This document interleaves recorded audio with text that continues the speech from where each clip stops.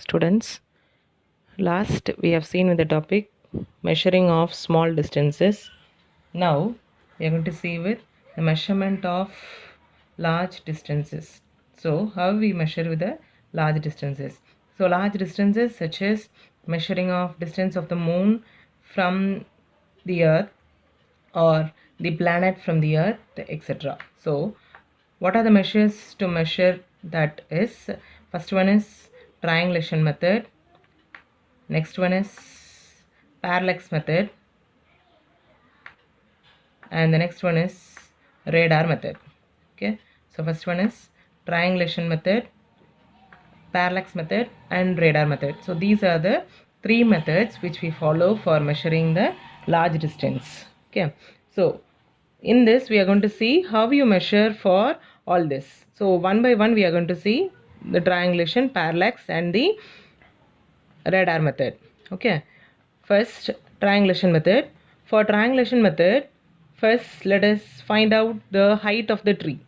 Yes, for finding the height of the tree, let us consider that you are standing in one place and you are watching the tree. So when you are going to watch the tree, you are standing at this place and this is the tree.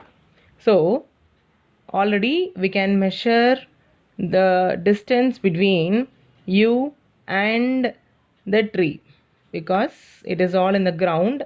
So distance between you and the tree can be measured. Let us take it to be x, and let us write the position of the observer, that is you, to be c, and AB to be the height of the tree. So when you have to measure the height of the tree, what you're doing is from this point you're going to view the top of the tree. So when you view the top of the tree like this, there is some angle here.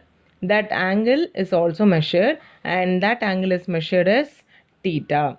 Okay, so we can calculate the value of theta, and we know the value of x because that is the distance between you and the tree. So knowing this and this value, we can find out the height of the tree because using sine theta, because sine theta, sorry, here we are going to use with tan theta. Tan theta is equal to opposite by adjacent. Tan theta. So tan theta, which is equal to opposite divided by adjacent. So opposite here is the distance which is opposite to the angle. Here we have the angle here, and the distance which is opposite to the angle is what? H. So which is equal to opposite, we are writing as H, divided by adjacent is this side, and so that value we are writing as x.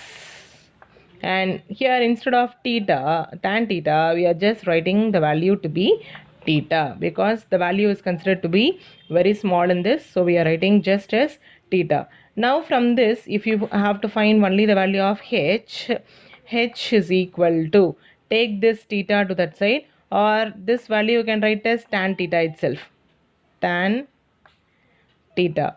So now x you bring it to other side, so it becomes as x into tan theta. So we can find the value of h, where h is the height of the tree.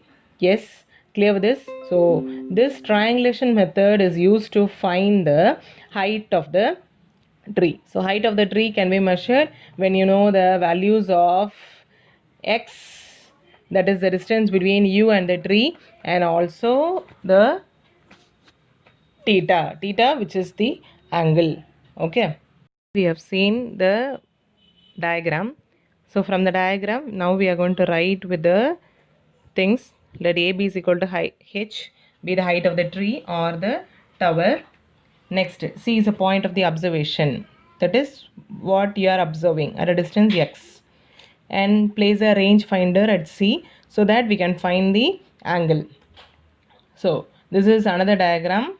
So same thing, but the only difference is here we are going to have this person where straight here there is one view, and also the top view here, and also the bottom view which is at the bottom of the tree.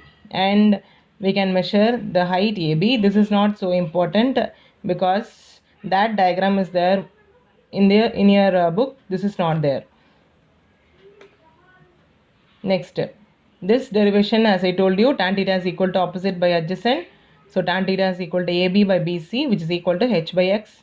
So H is equal to X into tan theta. Knowing the values of X and the theta, the tan theta H can be calculated. X if you know, and if you know the value of theta, the value of H can be calculated. Okay, so we are finished with the triangulation method. So triangulation method is over.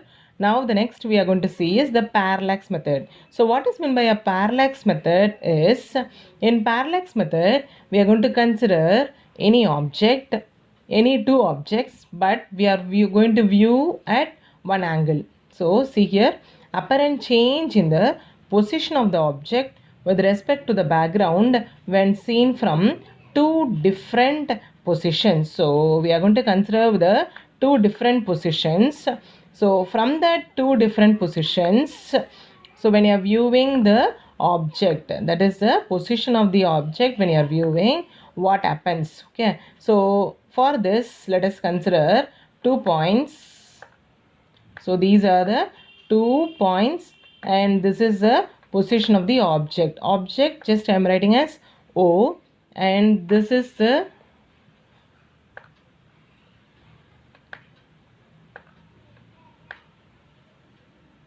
so if you join it becomes as a triangle, and here you will be writing as the angle to be theta because you measure the angle. And same way, just you extend the lines like this, so that we have two more angles here which are written as theta 1 and here to be theta 2. So this is what you are going to consider. So first, considering the triangle, in that consider the angle to be theta and the two angles to be theta 1 and theta 2. Okay, then next what you are going to see is how you place at the two different positions is, and that positions are called as bases. The distance between the two positions, that is called as bases, and O be the observer. Okay, here we have the diagram. Just look at this diagram. Here we have the two different position of the pen.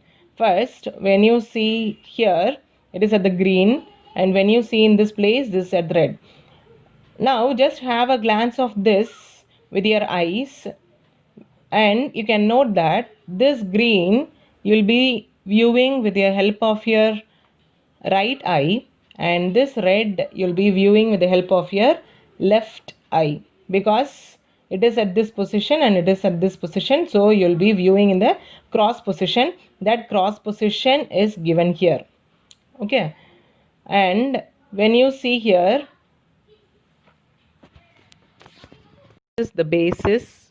As I told you, the distance between the two positions, that is called as a basis. And here is the object, and here are the background. So with respect to background, if you view any object, that is called as a parallax method, and the distance between the two positions, that is called as a basis. Okay, this also we are going to see with the help of another diagram. So this is what, as I have told you already, A and B, and the point S. From the point S we are measuring the angle to be theta, and these two distances let us measure as D, and between this two, that is the basis, so we are writing as small b. If we have to measure this B, you can write it as this point is equal to, or you can write sine theta. So theta is equal to, I am writing here as sine theta. Instead of sine theta, let us write as theta alone. So when you write theta alone, that theta is equal to opposite divided by hypotenuse. The opposite which I am taking here is opposite to this. So I am writing here just to be B divided by hypotenuse. Hypotenuse can be either this or this because both are same. And so I am writing here to be D. Yes. So we have got with this equation now. From this, if you are writing B alone, B is equal to theta into D. And where you can measure the value of D. The distance between this and this can be measured by using this value. So this is how we use in the parallax method. Yes, clear with this parallax method. Okay. Now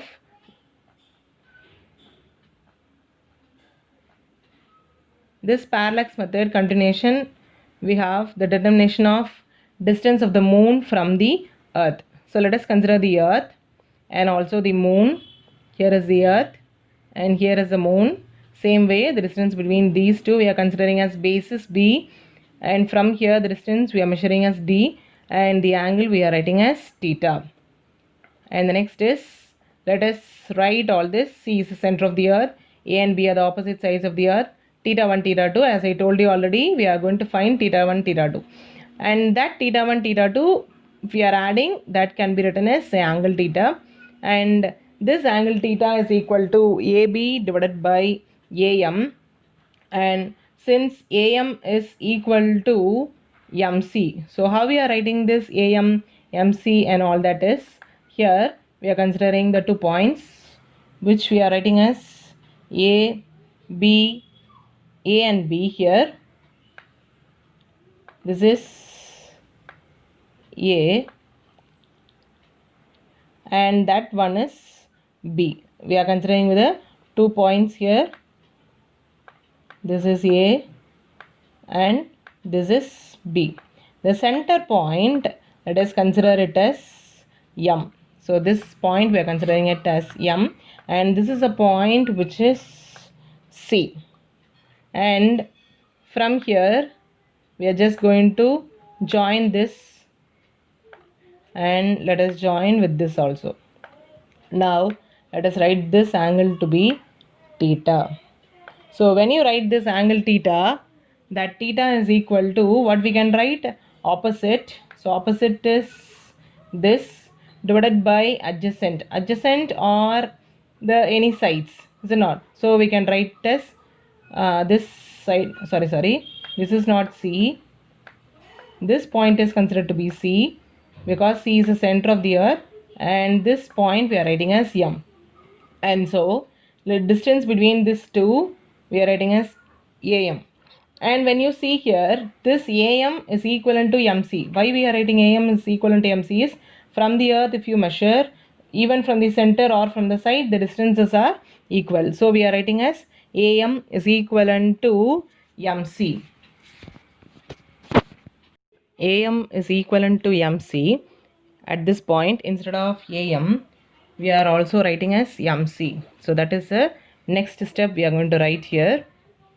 Theta is equal to AB divided by, instead of AM, we are writing as MC. Now bring this MC to this side and theta down. So we get MC is equal to AB divided by theta. As we already know with the value of AB, AB is the diameter of the earth. We already know with the diameter of the earth.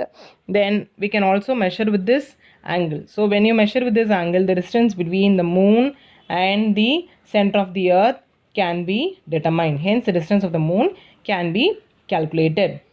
Yes, clear with this? So this is how we measure using the radar method. So radar method we are using for measuring the, this is parallax method. Parallax method we are using for finding the distance between the moon and the earth. So next we are going to see is the radar method.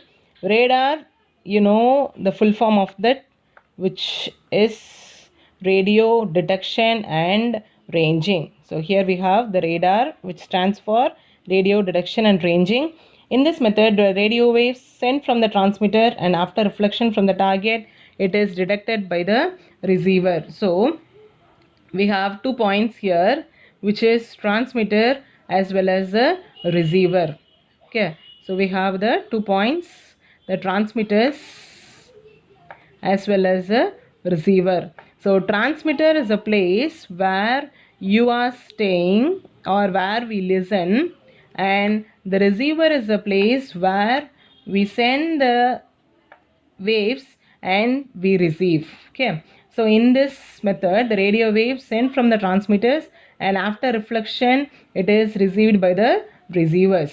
Okay, next is by measuring the time taken, the distance can be calculated. So time taken is the to and fro time. Okay, so the to and fro time includes the wave which travels towards the source or towards the receiver, and it travels again to the transmitter. Okay, so this is what is the diagram. When you see here, this is a transmitter. From the transmitter the waves moves to the receiver. So the receiver which you are considering here is the aeroplane. From the receiver again it transmits to the transmitter. So if you calculate the time, so from here it is taking the time taken to be this, and again it is moving over to this place. So this is how it transmits and receives. So as we know the formula for speed is equal to distance by time taken. Distance if you take, that is equal to speed into time taken, because this we are having here and this time we are going to take it to other side. Next, the distance we are writing as d, speed we are going to write as v, and time taken we are writing as t.